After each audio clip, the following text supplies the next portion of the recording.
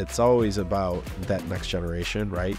And the kids, to give them the opportunities. We couldn't really look every kid in the eye in an honest way and say, you know, your future's here. And that's not true anymore. I can go into any school, any kid at any age, and say there's going to be an opportunity now for them to be here. That's an honest conversation I can have now. It doesn't matter what your background is. We're going to have the tools to help you succeed.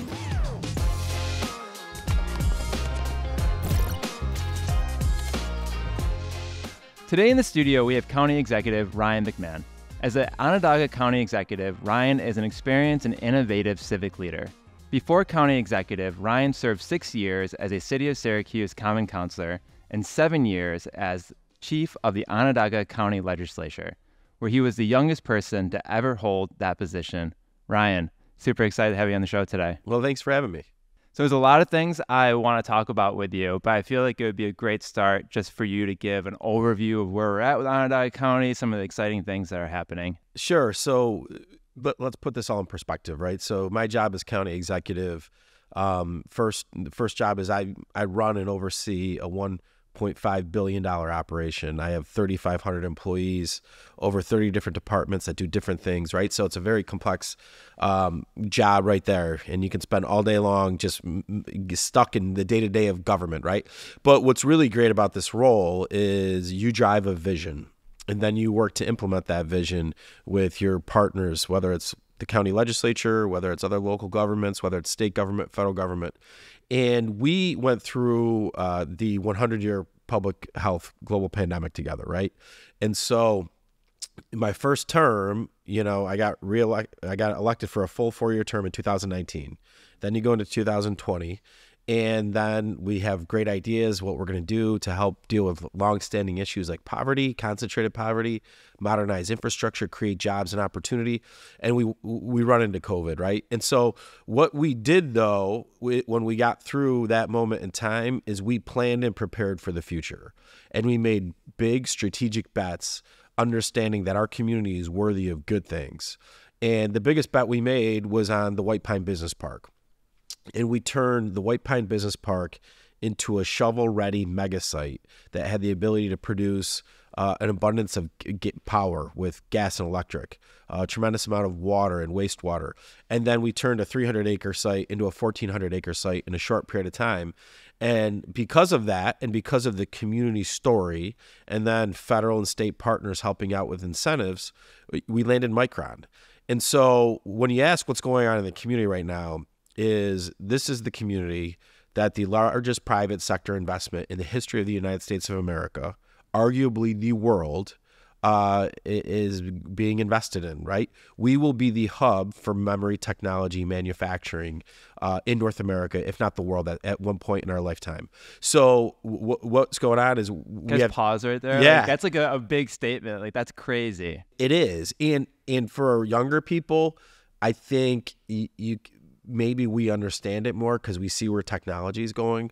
For some of the other generations that saw manufacturing leave during the 80s and 90s, they're still very skeptical, right?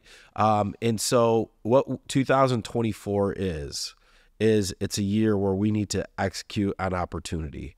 And we have this amazing opportunity in front of us, and we need to execute it in many ways. So, you know, first we need to execute on getting the site ready so that construction can start potentially even later this year. And you do environmental reviews, and we're going through that process now. The county's leading the environmental review. Certainly Micron is deeply involved, the state agencies, federal agencies. Once those reviews are done, you can actually start construction. Second is the workforce, right? We are making huge investments with all of our partners in workforce development because it is going to take a very intentional strategy to be able to produce the talent for Micron and the supply chain companies and our existing businesses that are already here. The third piece of this is supply chain, right? So for Micron to be successful, we need to have all the companies that they do business with co-locate with them.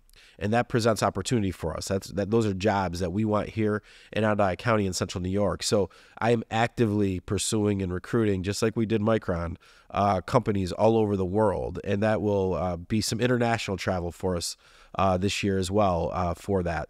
And then the fourth is the community, right? the big thing about the community is we need to implement our countywide comprehensive plan that was adopted last year, Plan On, where we focus in on center-driven development for business opportunities, right, in our centers that exist today. When I say centers, think of centers like University Hill, downtown, right? There's potential town centers that are being developed. Township 5 is a center. The villages, right? The village of Skaneateles is a center. Village of Liverpool, village of Baldwinsville. The best way to really drive new growth is using these centers because they have existing infrastructure and commercial growth, but also more residential growth. But we do, housing is a huge issue. Right now, property values are increasing very, very fast. But the problem is that there's no inventory. And so if you're a seller and you have somewhere to live, you're going to cash out and do very well. But right now there's no inventory because even if you want to be a seller, you have nowhere to go. So we need an all the above housing strategy that we're implementing.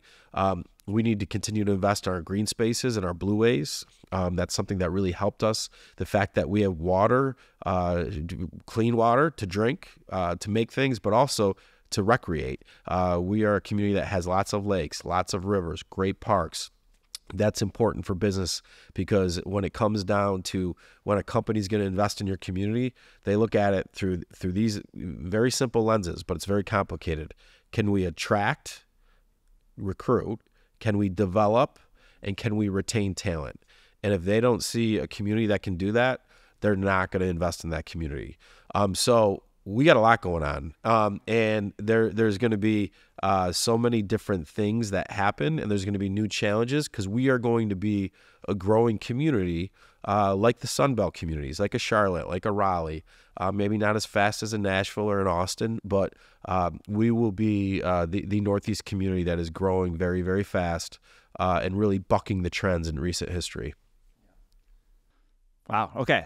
A lot to take in there. We're going to kind of dissect that a little bit. As a Liverpool kid, my first and I think big question here is why? Why is this happening? I remember growing up in Liverpool and all my friends, including myself, wanting to get out of Syracuse, wanting to get out of Onondaga County. We just didn't think anything was going to happen. But now, just like over the last 5 years, or even shorter than that, it's just totally changed. So you already touched upon a little bit, but like, why is this happening, Yeah, it doesn't happen by accident, right? It's intentional planning and understanding your strengths as a community, right? There's certain things that if a community isn't good at or doesn't have those resources, that shouldn't be their plan, right? And how they're going to achieve good things. For us, we have great natural resources. We have a lot of water. To make things and make a product, you need a lot of water. We have wastewater capacity controlled by the county, right? So when we need to make huge investments into wastewater infrastructure, the whole county can absorb those costs. Whereas in some parts of the country, maybe a village controls the wastewater. And so if a big company wants to come and that you need to expand your wastewater facility and there's only 10,000 houses in that village, they can't afford to make that expansion, right? Because you'll price them out. So that's an asset for us. We still have land. Certainly we need to plan and be thoughtful with how we use our land. But we do have land. So those are key components. The other thing is we do have great universities. So when you think about developing workforce talent, we have great university partners. We have a great community college. We have some of the best high schools in the country, right? In school districts. So what we've been doing, think about this, for the last 20 years, we've been educating kids at a very high level and then exporting that talent to other communities so they can grow, right? So now how do you buck that trend is you create the opportunities here based off of the strengths you have in the community. And so we've seen a lot of success in some of the legacy manufacturing industries, defense, radar, aerospace, right? We have Lockheed Martin, Syracuse Resource Corporation, TTM Technologies, which is doing a $115 million expansion here, really unheard of. When you look at certainly Saab, Census, North American headquarters here, these are all great companies here. JMA Wireless, right? John Mezzalengua sold PPC to Belden, which is still here growing jobs. kept that certain intellectual property for 5G technology, saw where this was going, and now is creating one of the greatest companies in the country right here in Syracuse. And then Amazon, right? We land Amazon, the largest robotics logistics facility in the U.S. at the time, and still the largest. I think they're replicating that model in other parts of the country. They promised us 1,000 jobs. I did that deal. We have over 3,000 people working there. So what you're seeing is a diversity of economic opportunity with a diversity of essentially resume, right? Because you can't just have jobs where you need 6 years of college education. You need entry-level jobs, you need middle-range jobs, and certainly those higher-end jobs as well. And we still have great, medical infrastructure here as well. That's a strength when somebody's looking to come here and grow. But really, the quality of life we take for granted. Think about this. You can go during the wintertime, and I got a little cold today because I was out snowmobiling over the weekend. You can go to Old Forge. You can go to the Adirondacks. You can go experience winter in some of these great communities. During the summertime, you have 4 lakes within Onondaga County that you can go experience, multiple rivers, unbelievable park systems, right? You can go to 1,000 Islands, which is an hour away, which is really the 8th wonder of the world. There's literally 1,000 islands in a body of water with houses all over them. It's unbelievable. And that's all right here, right? So we either don't experience enough of it here to realize what we have, and we take these things for granted. But all those reasons, that's part of the why. But mostly the people, right? We have good people here, and companies understand that we have hardworking, productive workforce, and they want to be part of what really is the Onondaga County comeback. Yeah. I think the most fascinating thing about our job doing video is that we get to see these companies. So like Saab, JMA, like we've done videos for them, been in their facilities, and like JMA is like right around the corner, and like Saab is like kind of like behind a Panera, and I didn't know any of these things like even existed. And I think the most interesting thing, like being actually involved and actually taking the opportunity to see these different things, is you're just like, wow, like we're making huge impacts. Like Saab is doing amazing things. JMA, like, yeah, I mean, they're doing crazy things with 5G technology, and this is in our backyard. And I do think that many people in the area don't even know these places even exist, but you probably drive by them without even knowing about it. Yeah. Well, think about, intellectual leadership, like moving forward, right? Where is this? We're in the midst of the 4th industrial revolution, and it's really being powered by 2 things. One, AI, artificial intelligence, right? And the second, 5G. And so one of the only 5G manufacturers of technology in the country is JMA. Right here in central New York, in Onondaga County, the city of Syracuse headquartered. JMA's got their name on the dome, right? When you look at AI, what drives AI and 5G together? It's memory technology. The greatest memory technology company in the world, Micron, is coming here and making their company's largest bet, the largest investment in the history of the United States.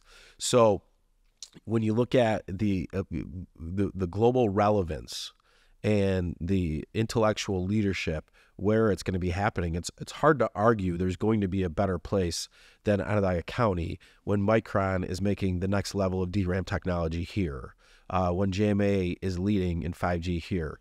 You reference Saab, you reference Lockheed. When you look at SRC and TTM, these are companies making the technology that our country is using all over the world to help protect ourselves and protect our allies and our troops.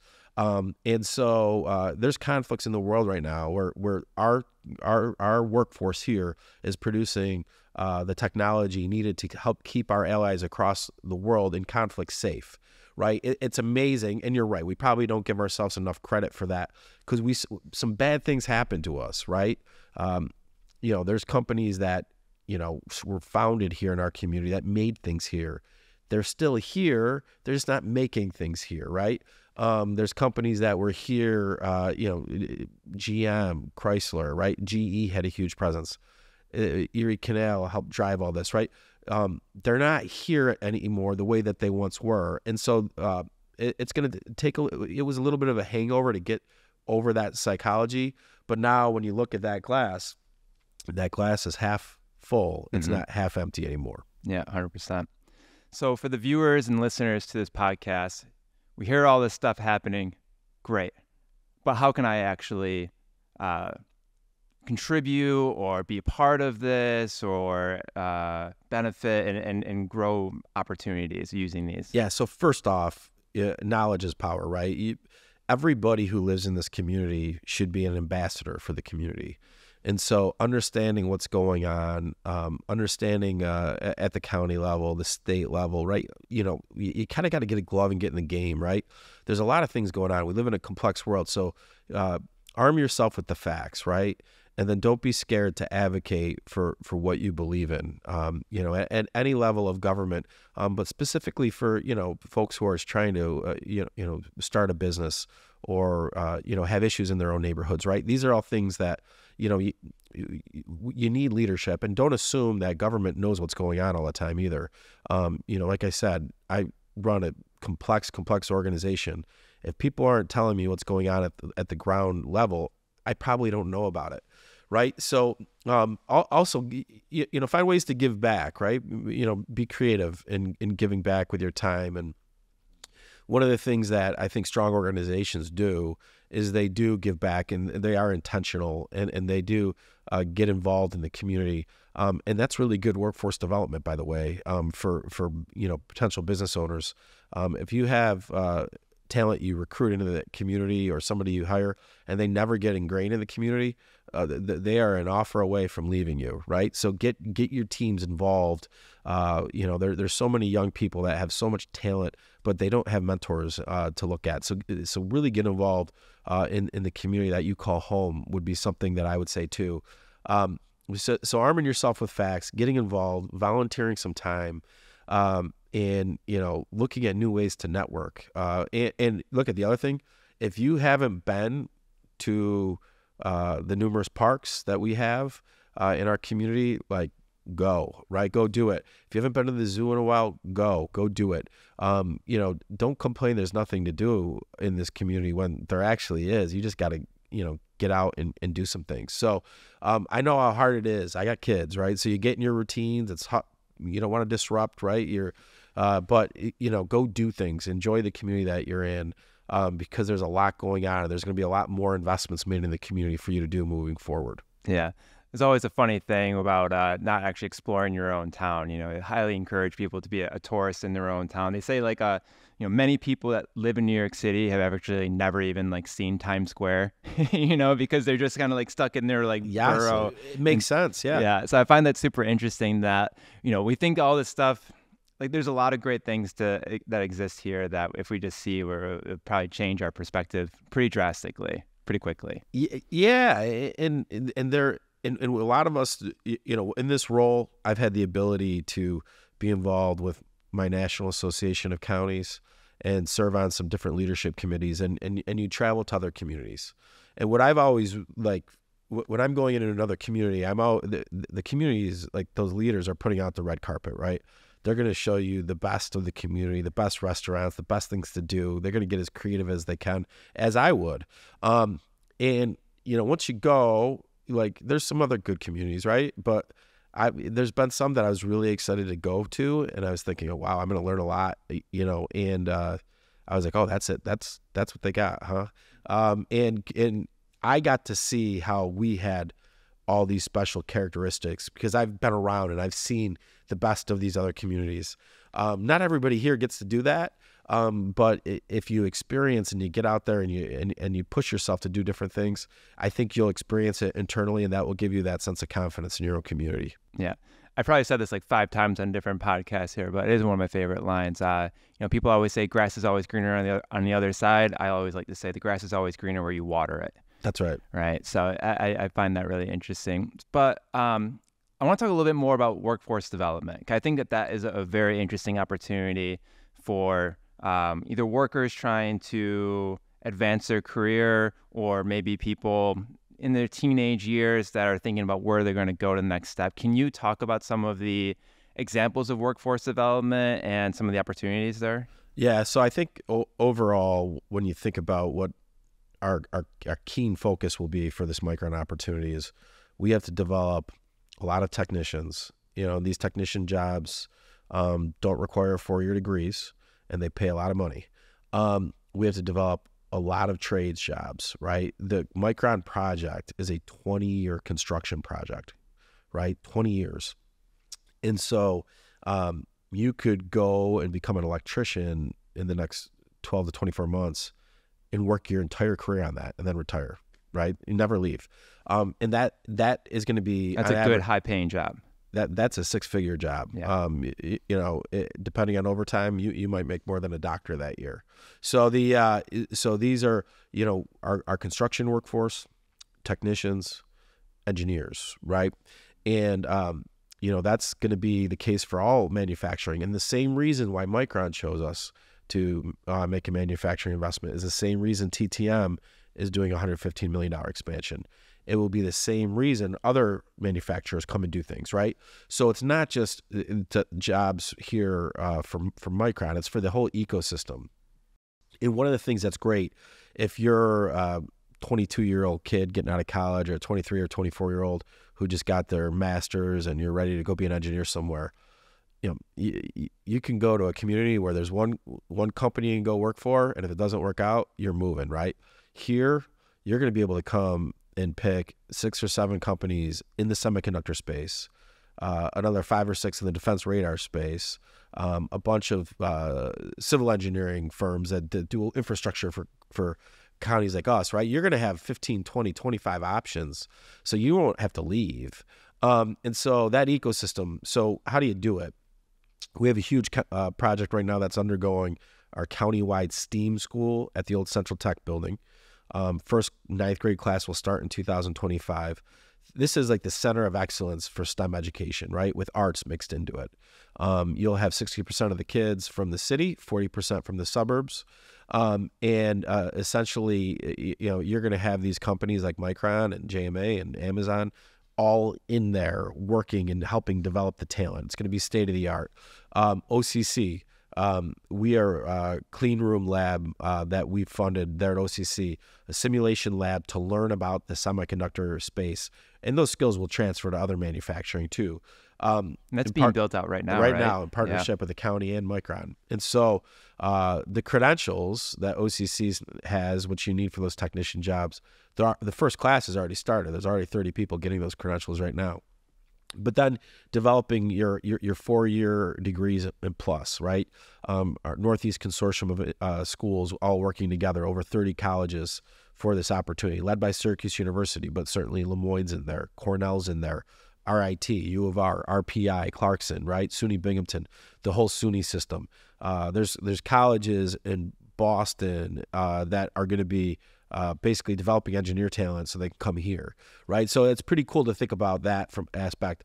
But we'll learn more when I look at workforce. You have an early childhood strategy all the way through higher ed, but for us to continue to be innovative, we got research and development needs to be part of that too, and we'll have more to talk about that later on this year. I think those are the most super interesting opportunities because I'm sure a lot of people want to start their own business or do huge things, but if you just want to have a very good, high-paying career that is, probably full, it's not going to go anywhere. You have options. You can stay here. You can do your thing. I think that's a huge untapped resource that a lot of people don't think about. Yeah, and for folks to transition careers, right? Really fiscal independence and in a sustainable way. There's 3 really key areas right now that really you can go get into the trades, right? And get in the construction space. There's going to be sustainable opportunities, right? Micron is going to eat up so much construction workforce that everything else that's going to be happening, if we don't have enough workers, they'll be coming in from other parts of the country, if not the world. And that's going to happen to a degree anyways. And that's good, right? Because that means that your hospitality industry is going to really thrive. The other technicians, right? You do not need a 4-year degree. You do not need $200,000 worth of college debt to go do that and make a great living for yourself and your family. And then from an engineering standpoint, you're going to need those degrees, right? And we're going to need you in a big way. And we're going to develop more engineers here within the Northeast, but we're also going to have to go recruit engineers from the Big Ten schools and some of the old Pac-12 schools. So those are all folks that, if you're in Indiana, Michigan State, Michigan, Purdue, at some point, Onondaga County is probably going to drop into your Instagram feed, and we're going to be telling you, come live here. Love it. Okay, I want to switch gears here a little bit. So you started your political career at the age of 23, right? I did. Okay. So what makes a 23-year-old want to get into politics? Yeah, it's funny. So I grew up in a family on the southwest side here in the city, in the Strathmore neighborhood, that we came over from Ireland. We basically moved into that neighborhood. Essentially haven't left. There's a lot of McMahons still there. But family and community was always kind of ingrained. And like any young person, you kind of gravitate to things you're good at. So when you looked at the academic subjects around government and politics, I was always a little bit better at those than other things. But I loved the community. I fell in love with politics. I did an internship in Albany, where the assembly there for a semester. So I got to see the policy side. I got to see the elected side. I got to see kind of the lobbyist side. And I kind of just thought, like, well, I kind of want to be involved. But I think I want to be, the person who's really, really involved, the decision maker. And so, I was young. I was 23. I got to run for the city council. It was the only race I ever lost. And it was probably the best thing that ever happened to me, quite frankly, because it was a gut check moment. I experienced failure on a pretty public way for the first time in my life. I always had levels of success. And when I failed, nobody knew about it except for a couple people in my life. But now there's no way to hide that kind of failure. So I really had to figure out if this was something that I really believed in. And I went through a process, a campaign where a lot of people supported a 23-year-old, because I lost a close race. It wasn't a blowout. It was close. And at that moment, after I always joke about 2 or 3 weeks of heavy drinking, I went back at it, and I started going to the same neighborhood meetings, even though I wasn't the elected now. And, I really started the campaign for the next race, even though it was 2 years away then. And then 2 years later, I ran for the same seat and I won. And we haven't lost since. But that's how I got there. But I always look back, I don't think I would be here today if I didn't lose that race, because that's a humbling thing, and it's a gut check thing, and it puts you in perspective. And what you learn, I'm a competitive guy and I played sports my whole life. What you learn is you hate losing more than you like winning, and the losing means different things when you get in these roles. It's not just the race. It's it's competing, it's staying on top of things, it's making sure you achieve the goals that you put out for your team in each area. And so that feeling of that race, let alone made me want to do what we did and really made me drive. But that feeling of losing still applies and still stings me to this day when we're doing our day-to-day work. That's really interesting. I've been watching Quarterbacks on Netflix. You watch that? I have. So, Patrick Mahomes, Kirk Cousins, and Mariota. Yep. And they had this whole episode basically about failure and about learning from failures, and even on winning games where they like crushed. They reflect in their car on the way back, and they're not excited. They're just like, oh, that one play, I threw an interception. And like everyone else is celebrating, but them, they're just like eating it. But they're learning. It's not like frustration or they're upset. It's more of like, how can I do that better? If I want to be perfect, if I want to be a high achiever, how can I fix those couple plays and become better? So I love encouraging my team to fail in a safe environment, so then we can learn from that and grow. And it kind of sounds like something that you kind of dealt with as well. Yeah, I think overall, we always tell our team, it's okay to fail as long as our intentions were right? We're pure. But yeah, when you look at, I know exactly the episode you're referencing. And so when I look at certain moments where I need to be on my game, right? You need to be on your game almost every day, but you have certain moments each year in what you do, the State of the County address being probably the biggest one. you want to deliver an address. You want to hit the high notes. It's your opportunity to put forward a recap of what has gone well, what needs to improve, and what our vision is moving forward. What's the plan moving forward? And only you or maybe one or two people on your team know if you miss a mark at some point.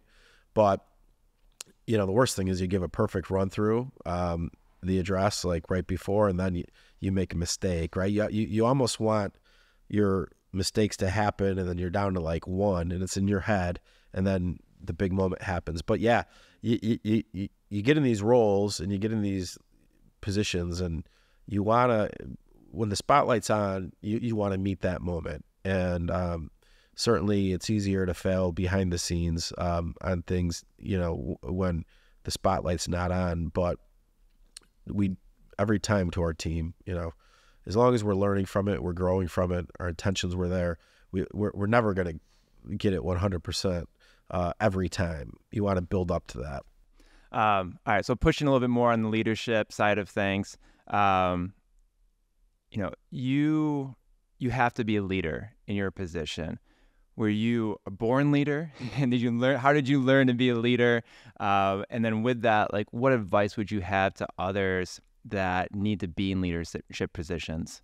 Yeah, I think, it's hard. I think to a degree, certainly the environment that you're raised in and brought up in will drive certain strengths, right? I've lots of people, in my life, growing up, relatives, family members, siblings, like that. So comfortable with people is something that I certainly had.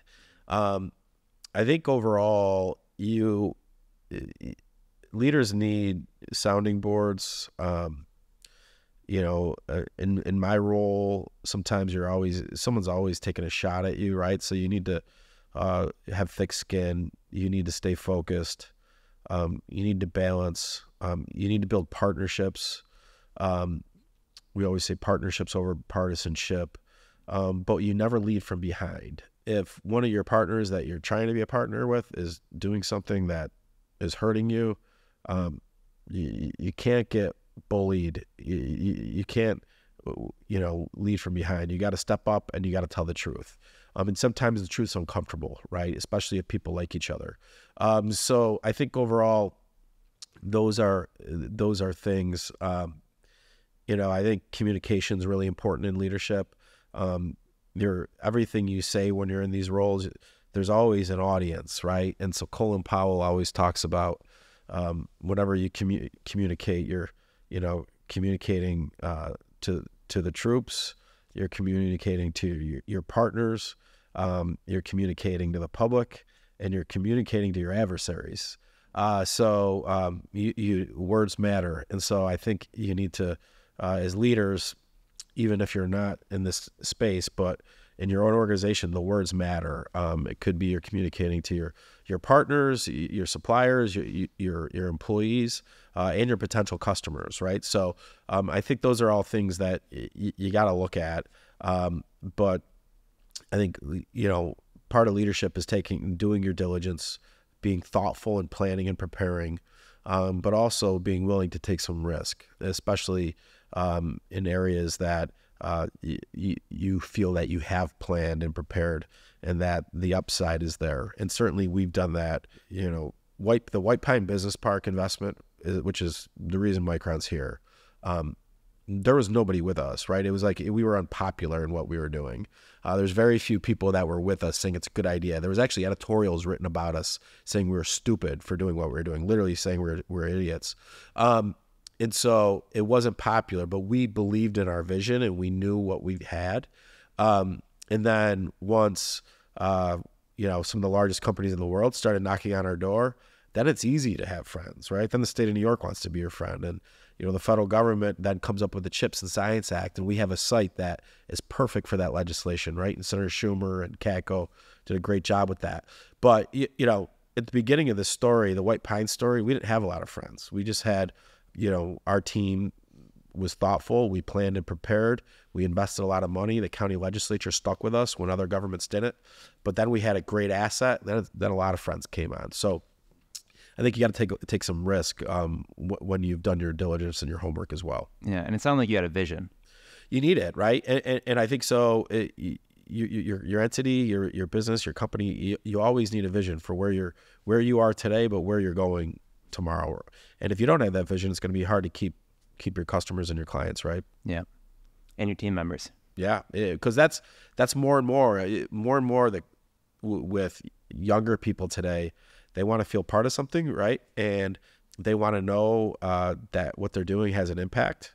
It's not just necessarily a job, a 9-to-5 job anymore. So that vision matters, and the way you engage and you interact and you empower employees matter. And the other thing I would say to anybody from a leadership standpoint is succession planning is really important.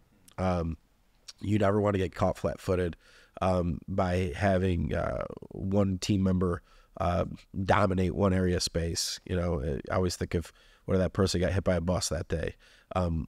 How do you survive, right? And that's harder and harder, as things go on and technology evolves. But we're all really good at what we do. We all bring value, but every one of us is replaceable.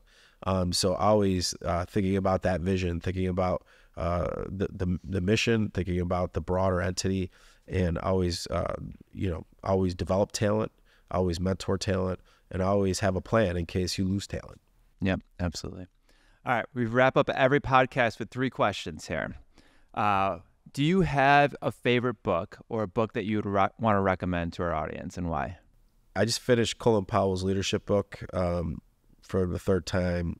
I love that. Colin Powell is one of my heroes. I think one of the books that's probably most relevant for folks right now, though, is a book I'm reading right now. I'm not done with it yet, but I will be soon, is Chip Wars. It's the history of the semiconductor industry and how it was driven from a technology standpoint, but also a geopolitical standpoint. And what's driving this largest investment in the nation's history here is the fact that we cannot have this technology made offshores because countries like China and the Chinese Communist Party, they're not our friends. And so that is a great book that if you want to understand why this is all happening from a international and national security issue, that book highlights it very, very well.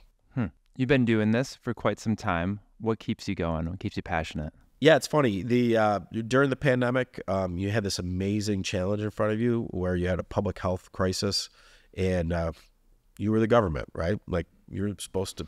You got to solve it. Come on, get us out of this. You got to do it, right? So that was an amazing challenge, and so part of the problem though is once you get to that challenge and that high of when you have to be your best, what used to be something that would get you up for the moment doesn't anymore. And so, that's hard to be here every day up for it.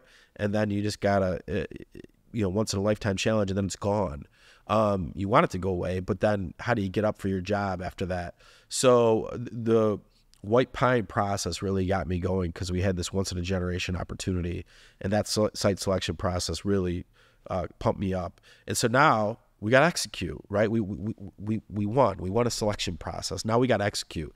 They got to start making what they need to make. The community needs to have its ducks in a row, from transportation to housing to childcare, right? We got to get that done. We got to get these suppliers here, more companies here, more jobs. We got to make sure that people from underserved communities get the workforce development training they need so they can go experience the economic opportunity, right? So we got to make sure that communities of color, rural communities, and underemployed individuals, which are typically women who are single mothers, go from working 20 hours or 25 hours a week to 40 hours a week, right? So what are those barriers? We talk childcare, transportation, right? These are things that, we got to fix this, right? We got to have this ready. And so that's what keeps me going right now. We are relevant on a global stage right now. I can tell you that. And our community is going to be helping produce the technology that's going to transform generations to come. So pretty cool things. 2024 is all about executing on opportunity. Well, this leads me perfectly to my last question. It's going to be a tough one for you. What excites you most about Central New York right now? It is tough.